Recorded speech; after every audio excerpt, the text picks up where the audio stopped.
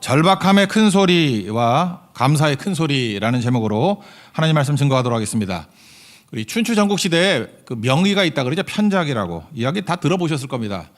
다 아는 얘기인데 한번 살펴봅시다. 세 형제가 있었는데 세 명 다 의사였습니다. 그 중에 이제 편작이 셋째 아들인데 제일 유명한 의사였습니다. 명의라고 소문났습니다. 그래서 물었죠. 당신이 이렇게 뛰어난 명의가 된 이유가 뭐냐? 이렇게 물었더니 대답하기를 사실은 큰 형이 제일 좋은 의사라고, 그리고 둘째 형이 그 다음이고 자기는 제일 부족하다고. 이유가 뭐냐? 큰 형은 아프기 전에 미리 고친답니다. 그래서 고친 줄도 모르고 고쳐서 뭐 명이라는 소리 못 듣는다는 거예요. 둘째 형이 있는데 초기에 고친다는 거예요. 그래서 사람들이 별로 고마운 줄 모른답니다. 자기는 위중할 때 고친답니다. 죽기 직전에 심각할 때 고친다는 거예요. 그랬더니 명이라고 소문한다고. 사실은 자기가 제일 부족하다고. 이 이야기를 이제 감사로 한번 연결시켜 봤으면 좋겠어요. 제가 금년에 되게 감사했거든요. 죽다 살았기 때문에. 폐암 수술하고. 생각해보니까 그런 거 없을 때가 더 감사한 거 아닌가? 안 그렇습니까? 근데 우리 죽다 살면은 제일 감사하다. 그리고 금주에 헌금도 좀 더 많이 하는 것 같아. 그렇게 된다고요. 그러니까 뭐예요? 죽다 살면은 감사가 큰 거잖아요. 사실은 일상이 제일 감사한 거 아닙니까? 그러니까 우리가 보통 말하는 뭐 별일 없을 때가 제일 감사한 거 아니에요? 왜? 하나님께서 우리를 보호해 주시고 지켜 주셨기 때문에. 우리 은혜라는 찬양 보십시오. 내가 누려왔던 것, 지나왔던 시간들, 걸어왔던 순간들, 당연한 게 아니죠. 그게 은혜라고요. 그게 감사라고. 우리 이걸 좀 깨달아야 된다고 생각을 합니다. 그래서 신앙 성장의 3단계 한번 살폈으면 좋겠어요. 나병 환자 10명인데 뭐든지 성장해야 될 거 아닙니까? 성장하고 성숙하고 장성한 믿음까지 돼야 되는 모습. 이게 단계가 있다라는 거예요. 오늘도 이렇게 뭐 학습 받으신 분도 있고 또 세례 받으신 분도 있고 한데 이제 시작이잖아요. 1단계. 그다음에 두 번째 단계, 마지막에 성숙된 단계. 이게 필요할 거 아니에요. 3단계가 있다고 생각하면 첫째는 기도의 단계예요. 부르짖는 단계. 두 번째 단계는 순종의 단계, 움직이는 단계. 그 세 번이 절정의 단계인데 감사의 단계라는 것입니다. 이 모든 단계를 다 거쳐서 풍성한 성장이 있는 믿음의 종 되기를 축원합니다. 첫 번째는 기도의 단계인데 이건 부르짖는 단계죠. 나병 환자 10명 나옵니다. 나병 그러면 당시에는 불치의 병이었고 전염병이었고 거기다가 영적으로도 안 좋아요. 하나님의 저주를 받은 병이다 이렇게 생각을 했습니다. 천형이다 이렇게 생각을 했어요. 거기다가 격리됩니다. 전염되니까 가족과 격리되고 사회와 격리되고 예배도 못 오게 했어요. 진영 밖에 있게 만들고. 그러니까 완전히 단절된 소외죠. 그러니까 잘려나가는 그런 거. 그러니까 병도 힘든데 사회와 단절이 돼버린 겁니다. 누가 옆에 오면 전염될까 봐 부정하다 소리 질러야 돼요. 소리 안 지르다가 나병 환자인 게 발견이 되면 돌로 쳐 죽였다. 그런 얘기가 나옵니다. 그래서 오늘 12절 보니까 멀리 서서 큰 소리로 외쳤다. 그럴 수밖에 없는 거죠. 나병 환자가 이렇게 해야 된다는 거예요. 가까이 못 옵니다. 그런 모습이었다는 것입니다. 여러분 우리가 아무리 어려움 당한다 할지라도 뭐 이 사람들만큼 더 절망적인 게 있을까 그런 생각을 해봅니다. 절망, 낙심, 뭐 죽음의 탄식 이런 게 있었겠죠. 완전한 절망. 근데 이들에게 소망이 생겼습니다. 그게 뭐냐면 소문 때문에 그랬던 것 같아요. 예수님 잘 몰랐던 것 같아요. 그냥 예수님이라는 분이 계시는데 만나면은 병을 고쳐주신다. 그리고 약한 자들도 외면하지 않으신다. 뭐 이 정도 소문 들었던 것 같습니다. 이제 우리가 가질 수 있는 소망이 예수님이다. 그래서 예수님께 왔다라는 것입니다. 예수님 잘 몰랐다는 건 뭐로 아느냐 하면은 예수님을 부를 때 예수 선생님 이렇게 부릅니다. 그러니까 예수님에 대한 깊은 이해, 뭐 지식 이런 게 없었다라는 거예요. 여리고성에 있는 바디메오 같으면은 맹인이지만 되게 멋있게 부르잖아요. 그죠? 다윗의 자손이요, 뭐 이렇게 부르잖아요. 그게 뭐예요? 메시아라는 뜻 아니에요? 그 맹인은 맹인인데 뭘 알고 부르는 거예요. 그죠? 다윗의 자손이요, 우리 나를 불쌍히 여기소서 뭐 이렇게 부르짖을 때 뭔가 알고 부르짖는다고요. 근데 여기 있는 10명의 나병 환자들은 아무것도 몰랐던 것 같아요. 그래서 예수 선생님, 여기서 랍비란 뜻도 아니에요. 여기 선생님 여기 처음으로 쓰인 단어인데 그냥 우리 같으면 뭐 예수 양반 이 정도예요. 그죠?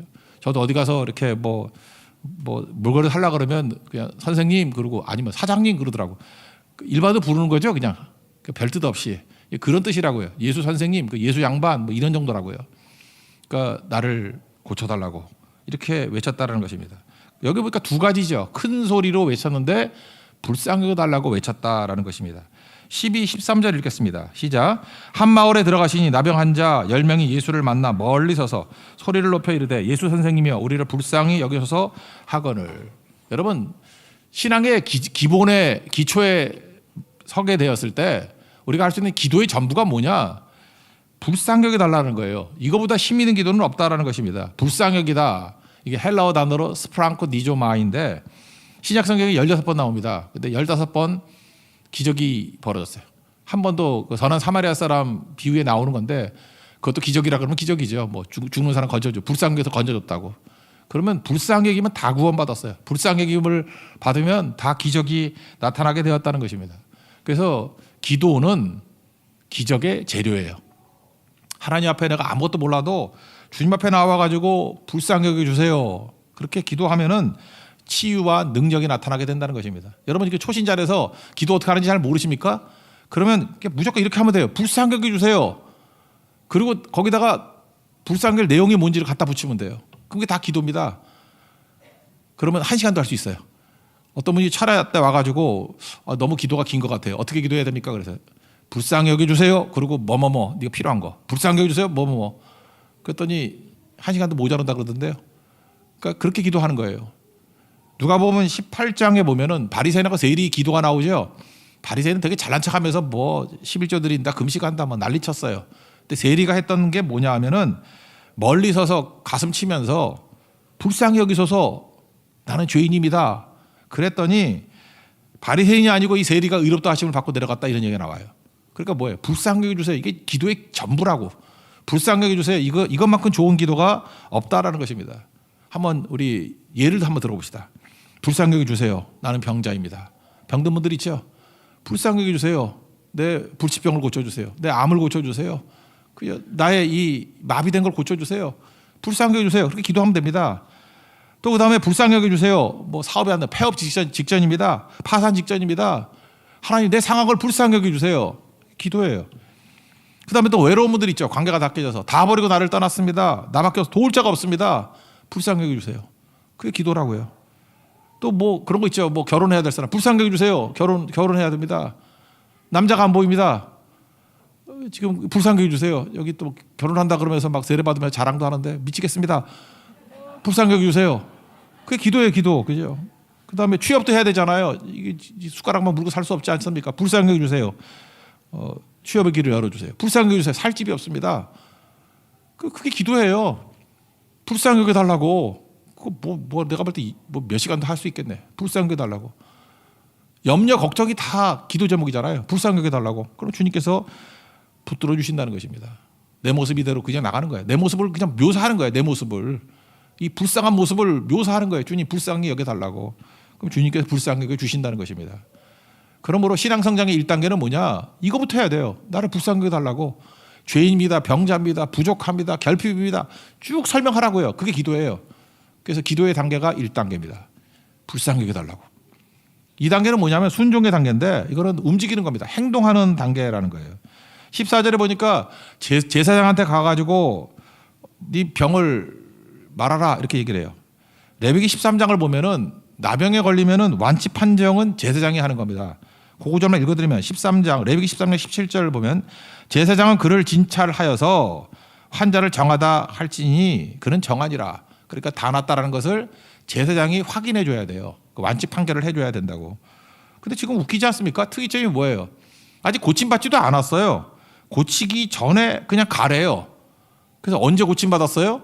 그 말 듣고 순종해서 가는 중에 고침받았다고. 14절 다 같이 읽겠습니다. 시작.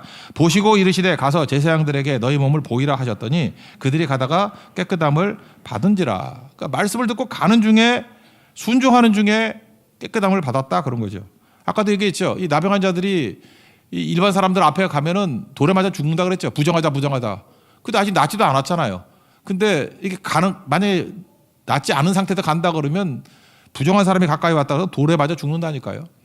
근데 그가 했던 일이 뭐예요? 말씀을 들었죠. 우리 피조물의 최고의 영광이 뭐라 그랬어요? 나를 통해서 말씀이 성취되는 거. 마리아가 대단하다 그랬죠. 누가복음 1장 38절. 주의 여정이 오니 말씀대로 내게 이루어지이다. 처녀가 임신했대. 성령으로 임신했대요. 누가 믿어주겠어요 그거를. 그런데도 불구하고 그는 말씀이 내게 이루어지이다. 말씀을 듣고 순종하잖아요. 그래서 그 말씀이 나를 통해 성취되기를 원합니다. 그래서 마리아의 몸에서 예수님이 탄생된 거 아닙니까? 우리 인생도 마찬가지예요. 하나님 말씀을 들었죠. 듣고 난 다음에 할 일이 뭐죠? 이제는 나를 통해서 그 말씀이 성취되기를 원한다는 거예요. 그걸 좀 멋있는 말로 하면 성육신 그래, 인카네이션. 나를 통해서 말씀이 성취되기를 원합니다. 이 10명의 나병 환자들 예수님 말씀이 자기 몸을 통해서 성취됐죠. 그러기 위해서 할 일이 뭐죠? 움직이는 거예요. 순종할 때 움직이는 거. 움직일 때 능력이 나타나죠. 야고보서에서 이런 거 되게 많이 나온다고요. 행함이 없는 믿음은 뭐 죽은 거다. 움직여야 된다는 거죠. 뭐 말씀만 들으면 뭐래? 움직여야 말씀이 성취가 되지. 행함이 없는 믿음이 헛된 것인 줄 알지 못하느냐 이렇게 나오고, 영혼이 없는 몸이 죽은 것 같이 행함이 없는 믿음도 죽은 것이다. 그러니까 뭐예요? 움직여야 된다는 거죠. 행동하라. 그래서 사도행전 액치라 그러잖아요. 무슨 얘기예요? 행동할 때, 행동들 아니에요. 행동들. 행동할 때 기적과 능력이 나타나게 된다라는 것입니다. 여러분 삶 속에서도 이 움직임이 있어야 됩니다. 우리가 예배기도, 뭐 선교 이런 거 노래도 부르잖아요. 예배해야 되고 기도해야 되고 선교해야 되고. 참 묘한 게 뭐냐면 영적 슬럼프에 빠지면 꼼짝을 하기 싫어해요. 움직이질 않는다고. 아니 저 정도 상태면은 좀 새벽기도도 나올 만한데 그냥 안 나와요. 그냥 그러고 있어. 그죠? 이렇게 부르짖어야 되는데 아무것도 안 해요. 뭐 하나님이 뭐 고쳐 주시겠지 이러고. 움직여야 된다고. 누가복음 5장에 보면은 그 5절에 베드로가 뭐 밤새도록 뭐 그물 던졌더니 못 잡았다 그러잖아요. 그때 예수님이 말씀하실 때 이렇게 대답합니다. 5장 5절. 선생님, 우리들이 밤이 새도록 수고했을 때 잡은 것이 없지만은 말씀에 의지하여 금을 내리겠습니다 그러잖아요. 금을 내리겠습니다. 행동 있죠. 지금 뭐 결과가 있는 게 아니잖아요. 그냥 말씀을 행동으로 옮기잖아요. 그때 성취가 되죠. 그렇게 하니 고기 잡은 것이 힘이 많아 그물이 찢어지느니라. 패턴이 똑같다고요. 그래서 신앙의 두 번째 단계는 뭐예요? 움직이는 거예요. 행동하는 거예요. 순종하는 거라고.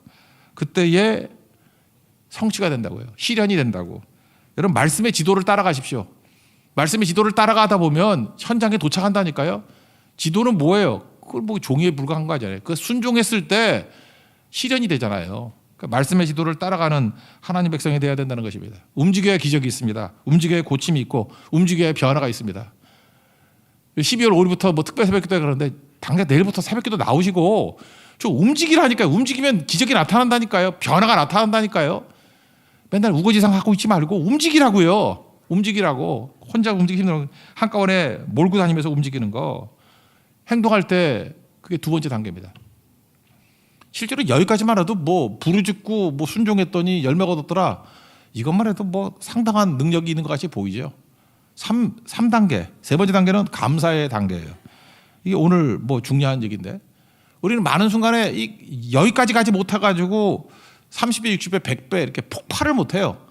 오발탄으로 끝나버린다고. 그냥 산 하나하나에 뭐 약간의 간증 정도로 끝나버린다고. 근데 폭발하는 믿음은 감사의 믿음에 있다는 것입니다.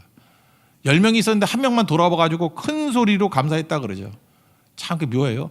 큰 소리로 절박한 가운데 부르짖는 사람은 10명이었어요. 근데 큰 소리로 감사한 건 한 사람이에요. 기도를 시켜보면요. 뭐 이렇게 구하는 기도 있죠. 절박함의 기도 그러면 소리가 엄청 커. 근데 감사 기도 그러면 우리 교회는 더 크더라고 그게. 참 묘하더라고요.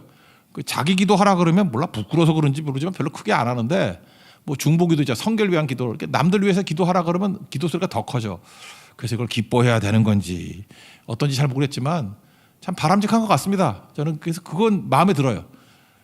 여기 있는 세 번째 내용이 그거라고요. 우리가 절박함을 가지고 큰 소리 치는 사람들은 많은데 감사함을 가지고 큰 소리로 부르짖는 사람은 별로 없다라는 거예요. 하나 정도밖에 없다라는 거예요. 그러니까 어디까지 가야 되죠? 여기까지 가야 된다라는 거죠. 여기 발 앞에 엎드렸다 그러는 건 예배자가 됐다는 얘기거든요. 그래서 여러분들 모든 것이 다 이루어지고 난 다음에 우리가 해야 될 일이 뭐예요? 예배자가 되는 거예요. 다시 예수님께 나온다는 게 뭐예요? 예배자 되는 거예요. 발 앞에 엎드린다. 예배자 되는 것이 그게 감사고 그게 절정이다. 그러니까 이게 선순환이 이루어져야 된다는 것입니다. 예배를 통해서 힘을 얻고 나가서 승리하고 난 다음에 다시 돌아오는 거. 돌아오는 믿음. 돌아오는 사람 한 사람이었다는 거 아니에요. 15절 16절 읽겠습니다. 시작. 그 중에 한 사람이 자기가 낳은 것을 보고 큰 소리로 하나님께 영광을 돌리며 돌아와 예수의 발 아래 엎드려 감사하니 그는 사마리아 사람이라. 그러니까 여러분들 이걸 훈련해야지 여러분들 인생이 폭발적인 인생이 된다는 것입니다. 회복된 몸. 아까도 얘기했잖아요. 그 나병이 이게 사회적 격리가 있다고. 질병으로부터 해방되고 격리로부터 해방되고 이제 가족들을 만날 수 있는 거 아닙니까? 얼마나 기뻐요. 본능적으로 가족에게 뛰어가는 사람이 있어요. 그러면 그 9명에 속하는 거라고. 이때 얘 할 일이 뭐죠? 죽기로 오는 거예요. 제가 그 중고등학교 때 우리 담임 목사님이 이 본문 갖고 설교 되게 많이 해가지고 저는 그랬어요. 입시 끝나고 난 다음에 교회부터 갔던 것 같아. 그 다음에 학교 소리 듣고도 교회로 먼저 뛰어간 것 같아. 그죠? 역시 사람이라는 게 들은 말씀이 무서운 거죠. 저는 그때 생각할 때 그랬어요. 이게 한 명의 나병 환자, 돌아오는 한 명의 나병 환자같이 그렇게 갔다고요. 오늘도 우리 입시생들 많이 있죠. 다 붙을 줄로 믿습니다. 교회 몇 명이나 봐야지. 한번 여기 CCTV로 체크해봐야겠어. 누가 돌아오냐 그러면 나머지 9은 어디 있느냐. 한심한 거죠. 이런 설교를 듣고도 안 오면 그거 죽어야지 그거. 그죠? 그러니까 합격하고 그러면 돌아와야 돼요. 시험 끝나도 와야 되고. 그래서 항상 그 사람 어디 갔냐. 기뻐할 때 안 보여 그러면 교회 가서 찾으면 있어야 된다고. 그게 돌아오는 한 사람의 예배자 되는 거죠. 감사자 되는 거죠. 질병에서 회복이 되었습니다. 그럼 어디로 가야 돼? 교회로 와야 돼요. 그죠? 하나님 앞에 먼저 감사하고 그래야 된다고. 필요와 욕구 다 채우고 난 다음에는 안 보이는 사람들 있죠. 소위 말하는 우리가 2단계까지가 응답이라고 본다 그러면 응답하고 안 보이는 사람이 있잖아요. 그거로 끝이에요. 판매 악순환이지. 그러다가 끝나는 인생이죠. 예수님이 그러잖아요. 9은 어디 있니? 9는 어디 있니? 9는 어디가 있어? 17절 읽겠습니다. 시작. 예수께서 대답하여 이르시되 10사람이 다 깨끗함을 받지 아니하였느냐? 그 9은 어디 있느냐? 예수님 몰라서 묻겠습니까? 실망과 안타까움이죠. 그 다음에 더 주시려고 그러는데 우리 뭐 유명한 구절 있지 않습니까? 시편 50편 23절 감사로 제사를 드리는 자가 나를 영화롭게 하나니 그의 행위를 옳게 하는 자에게 내가 하나님의 구원을 보이리라. 그의 행위를 옳게 하는 자가 누구예요? 감사함으로 돌아오는 사람. 그죠? 감사함으로 오는 사람이 그게 옳게 행하는 자예요. 그 다음에 뭘 보여준다고요? 내가 하나님의 구원을 보이리라. 여기서 말하는 구원이 뭐겠습니까? 지금 네가 병 나은 거, 치유는 거 시작 아니에요. 병 들었다가 나았다 그러면 뭐 그냥 플러스 마이너스 제로지 뭐 출발 아니에요. 출발. 병 나은 게 뭐 잘난 거예요. 그게 출발이지. 이제부터 구원을 보여주려고 그러는데 돌아와야 보여주지. 돌아오면 그 다음부터 사명과 승리와 열매 더 엄청난 것들이 기다리고 있다. 그런 얘기 아니에요. 그래서 감사가 없으면요. 그 불발탄 인생입니다. 오발탄 인생이에요. 그거 뭐 폭발 안 합니다. 그러니까 무조건 해야 될 일이 뭐예요? 기도의 단계, 순종의 단계, 마지막에 감사의 단계까지 가야 된다라는 것입니다. 예수님 그러잖아요. 그 9은 어디 있느냐? 9는 어디 있느냐? 그 9명도 와야 된다 그런 뜻 아니에요? 9명도 감사해야 된다는 거 아니에요? 여러분 어디 속했습니까 지금? 1이에요? 9예요? 그 하나에 속한 사람이 돼야죠. 그리고 좋은 교회가 된다는 게 뭐예요?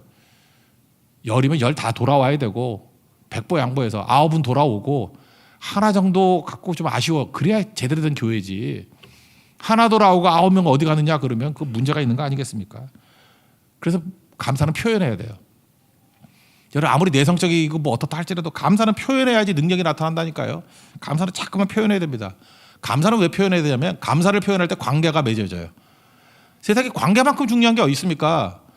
돈을 어디다 쓰라고요? 관계에 쓰라고요. 관계. 돈을 뭐 사치하고 뭐 이런 데 쓰지 말고 먹는 데 쓰지 말고 관계 맺는 데 쓰라고요. 관계 맺는데 그 화목제가 그런 거 아니에요? 좋은 관계 맺는데 돈 쓰는 거 아니에요? 그러면 다 살아나게 되죠. 돈과 은사를 관계에 쓰라. 그런데 돈보다도 돈 없으면요 언어예요. 언어. 이 말을 통해서 감사하면요 이 관계를 맺게 돼 있어요. 지금도 그래. 여러분들 노동하는 거 죽어라 일하는 것보다 더 중요한 게 뭔지 알아요? 이제 연말쯤 되죠. 이렇게 감사해 주시면 되면은 정말 날 잡고 하루나 이틀 정도요 전화를 다 돌리든지 메시지를 돌리든지 감사한 거 한번 표현해 보세요. 뭐 이렇게 상관들에게 뭐가 이게 감사합니다. 뭐 자기 부하 직원에게도 뭐 이게 도와줘서 감사하다. 그 사람에 대해서 감사할 게 있잖아요. 그 피상적인 거 말고 그 영혼을 담아서 정성을 담아서 진짜 내용이 있는 감사를 한번 표현해 보라고. 어떤 때는 몇 줄 될 수도 있지만 어떤 때는 한 페이지가 넘을 수도 있다고. 그것만 정리해 두면 여러분들 관계가 풍성해지고 무조건 길이 열리게 돼 있다는 것입니다. 세상에 제일 바보가 뭔지 알아요? 자기 열불난다고 폭언하고 감정 섞인 얘기를 통해 가지고 관계를 다 끊어버리는 사람이야. 미래가 없습니다. 그런 사람을 통해서 뭐라 그러죠? 참 안 됐다라는 생각이 들면서 또 하나는 불행하게 사는구나 이런 생각을 가져요. 그래서 감사가 있으면요 관계가 맺어지게 됩니다. 하나님께 감사하면 하나님께 좋은 관계를 맺어요. 하나님께 좋은 관계를 맺는다는 게 뭐예요? 그게 의라고. 의, 디카이오순에 하나님과 우리 사이에 의가 이루어졌다. 좋은 관계를 맺는다 그런 뜻이거든요. 감사보다 좋은 관계 맺는 게 어디 있겠어요. 사람과도 마찬가지죠. 감사할 때 관계 속에서 우리 중국 사람 관시가 중요하다고 그러잖아요. 관계가 있으면 거기서 끝나는 게 아니죠. 미래에 무궁무진한 일들이 벌어지는 거 아니겠습니까? 그래서 감사는 표현해야 된다는 거예요. 19절 읽겠습니다. 시작. 그에게 이르시되 일어나 가라. 내 믿음이 너를 구원하였느니라 하시더라. 이 구원이 뭐 병에서 구원 그거 아니잖아요. 병에서 낫게 됐고 그 이후에 더 큰 구원의 이야기가 완성될 것이다. 그런 얘기죠. 감사 없으면은 여러분 무조건 미완성 인생입니다. 오발탄 인생이라니까요. 뭐가 좀 부족한 인생이 될 수밖에 없다라는 것입니다. 감사가 그렇게 무서운 거예요. 감사하면요, 여기서 큰 구원이라 그럴 때 저는 구원 그러면 이런 생각이 있어요. 내가 구원받는 것도 있지만 마귀를 멸하는 게 있다고.